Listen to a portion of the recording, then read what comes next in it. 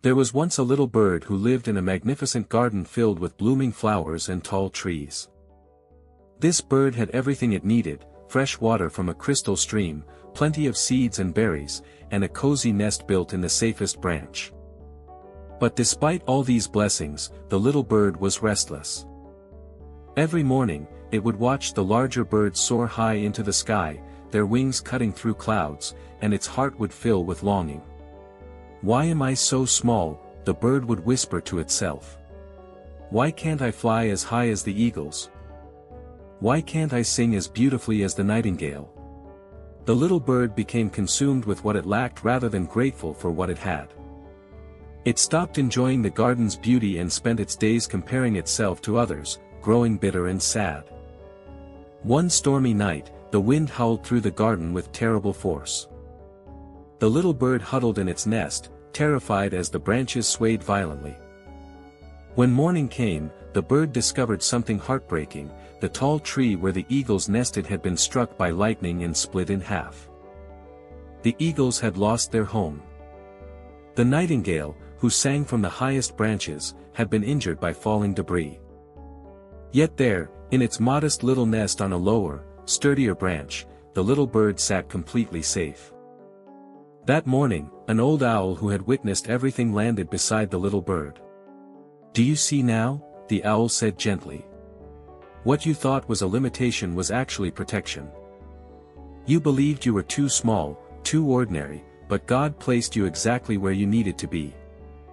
Your humble position saved your life." The little bird felt tears forming. "But I wanted to be great," it said softly. The owl smiled wisely. "Greatness isn't always about flying the highest or singing the loudest. Sometimes it's about being exactly who you were created to be, right where you were meant to be. Those eagles will rebuild, and the nightingale will heal, but they learned a hard lesson about pride.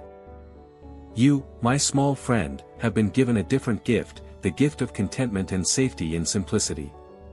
From that day forward, the little bird saw its life through new eyes. It began to notice things it had overlooked before: how its small size allowed it to find seeds in places larger birds couldn't reach, how its gentle song brought comfort to other small creatures in the garden, how its modest nest required less effort to build, leaving more time to enjoy life. The bird realized that every morning it woke up was a gift, and every breath was a blessing it had taken for granted. Weeks passed, and something beautiful happened. A family of young birds, recently hatched and learning to survive, became lost in the garden. They were scared and hungry, crying out for help. The eagles were too proud to notice them, and the nightingale was still recovering. But the little bird, with its knowledge of hidden food sources and safe shelter spots, guided these young ones to safety. It taught them where to find water when the stream ran low and how to build strong nests that could weather any storm. The young birds thrived under the little bird's care, and word spread throughout the garden. Soon, other creatures began seeking the little bird's wisdom. What it lacked in size and strength, it made up for in kindness and knowledge. The little bird had become a teacher, a guide, a beacon of hope for those who felt small and insignificant. As the seasons changed and the little bird grew older, it finally understood the profound truth: God's plan wasn't about making it something it wasn't meant to be. It was about helping it become the fullest, most authentic version of itself. Every disappointment, every perceived limitation, had been preparation for a purpose far greater than it could have imagined. And so, the little bird lived out its days not in the shadow of what it wasn't, but in the light of what it was, proof that God's plan is always better than our own dreams, even when we can't see it yet.